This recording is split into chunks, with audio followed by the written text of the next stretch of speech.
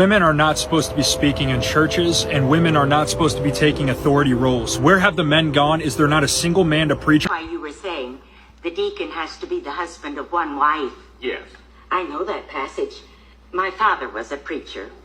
If I'm not mistaken, it also says the deacon should manage his family well. So I guess that means he has to have children. Do you have children? Yes, I do.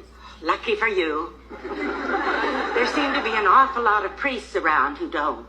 I guess they don't know they're in violation of the scriptures. No, I don't think that verse is referring to priests. Anyway, I can give you more biblical references if you'd like. Shoot. Well, 1 Corinthians, let your women keep silent in the churches, for they are not permitted to speak, but they are to be submissive, as the law also says. Galatians chapter 3, verse 28. There is neither Jew nor Greek. There is neither slave nor free man. There is neither male nor female.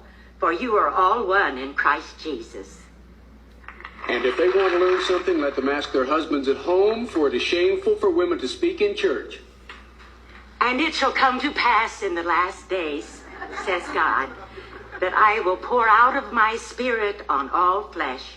Your sons and your daughters shall prophesy. Do you feel all right, Bernice? Yes, I do. I feel like all my circuits are cooking. How do I sound? You sound wonderful. Anyway, you're always quoting the King James Version of the Bible. And everybody knows he, like most of the men of his time, was just a big male chauvinist. No, I hadn't heard that. Oh, sure. And by the way, I certainly hope that isn't intended to be a look of bemused condescension.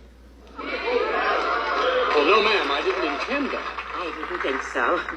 I am cooking, aren't I? Go on, Bernice, what you were saying about King James being a chauvinist. Well, you know, like in Romans, where it says this Phoebe was a deacon. King James translates the Greek word for deacon as servant. That gives you a pretty good idea of what he thought about women. And where it says she has administered well, King James says she has succored many. Well, then, I'll leave you with these parting words. Just remember, after Christ was crucified on the cross and all his men had gone home, it was women who stayed until the bitter end. And it was women who first heralded the news of his resurrection. So just put that in your pulpit and smoke it.